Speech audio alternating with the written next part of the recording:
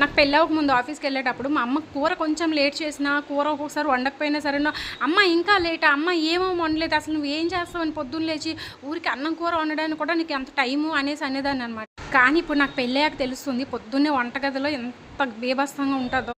ఒకవైపు టీ పెట్టాలి, ఒకవైపు టిఫిన్ చేయాలి, ఒకవైపు అన్నం వండాలి, ఒకవైపు కూర వండాలన్నమాట. అది కూడా ఈ ఎండకనమాట పిచ్చెక్కిపోయింది. ఒకసారి కిచెన్ చూసారు ఎలా అయిపోయింది. నేను వంట చేసేటప్పుడు నిజంగా చెప్తున్నానండి, కిచెన్ అయితే చిందరు అందరు చేసేస్తాను, తర్వాత తీరిగ్గా సర్దుకుంటాను నీట్గా, అది వేరే విషయం. నైట్ ఏమనుకుంటాను, గిన్నెలు తోమేసి పడుకుందాం అనుకుంటాను, కానీ ఆ టైంకి ఏం తోముతాంలే పొద్దున్న వేగంగా లేవచ్చు కానీ పొద్దున్న లేచాక వేగంగా లేవడాలు ఏముండవు అనమాట. కరెక్ట్గా 7:30 అవుతుంది. ఫాస్ట్గా లేచేసి ఇంకా చేతికి దొరికిన కూర అయితే వండేస్తాను. ఈరోజు ఇంకా ఏం కూర వండాలని చూసేసరికి ఇంట్లో కూడా కాకరకాయ దొండకాయ ఉన్నాయన్నమాట. రెండు కూడా కూరకైతే పనికిరావు, ఫ్రైయే బాగుంటుంది. నేను ఎలాగైనా వండాలి, ఏం వండాలి అనేసరికి అప్పుడు మా అమ్మ గుర్తొచ్చింది అనమాట. మా అమ్మ అనమాట ఇలా సింపుల్గా కొన్ని కూరలు అయితే వండేసేది. ఇంకా 4 దొండకాయలు అయితే కోసేసాను, దాంట్లో పెసరపప్పు వేసి ముద్దకూర అయితే చేశాను. సూపర్గా అంటే సూపర్గా వచ్చింది అనమాట. కుక్కర్లో పెట్టేశాను.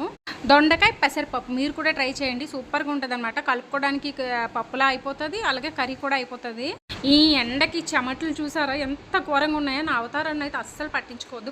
పొద్దున్నే నేనైతే ఇలాగే ఉంటాను. వీడియో కోసం ఎందుకండి రెడీ అవ్వడం, ప్రతి ఇంట్లో కూడా ఉండేదే కదా ఇలాగా. అందుకనే నేను స్పెసిఫిక్గా అయితే రెడీ అవ్వలేదు. ఇంతకుముందు ఎవరైనా దగ్గర పిల్లలు ఉండేవాళ్ళు గట, పిల్లల్ని స్కూల్కి పంపించాలి, పొద్దున్న అస్సలు గాలి ఉండదు, తీరిక ఉండదు అంటే ఏంటి ఎంత ఓవర్ యాక్షన్, ఏం చేస్తారు అని అనుకుండేదాన్ని. కానీ ఇప్పుడు నాకు పెళ్ళయ్యాక ఇద్దరి కోసం వండుకోవాలి, పొద్దున్నే లేవాలి, ఇవన్నీ చేయాలంటే అమ్మో ఇప్పుడు అర్థమవుతుంది అని. నిజంగానే పిల్లలు ఉండేవాళ్ళు ఆ పిల్లల్ని రెడీ చేయాలి, వాళ్ళకి స్నానాలు చేయాలి, మళ్ళీ వాళ్ళ కోసం బ్రేక్ఫాస్ట్ చేయాలి, వాళ్ళని స్కూల్కి పంపించాలంటే అబ్బా వాళ్ళకి ఇంకెంత స్ట్రెస్ ఉంటుందని నాకు అర్థమైంది అనమాట. నేను వంట చేసేటప్పుడు మా ఆయన అయితే కిచెన్లోకి రావద్దంటాను, ఎందుకంటే కిచెన్ మామూలుగా ఉండదు, నువ్వు ఎక్కడ ఏం వెతికినా దొరకదు కాబట్టి మళ్ళీ నువ్వు పిచ్చెక్కిపోతావు, అందుకే రావద్దని చెప్తాను.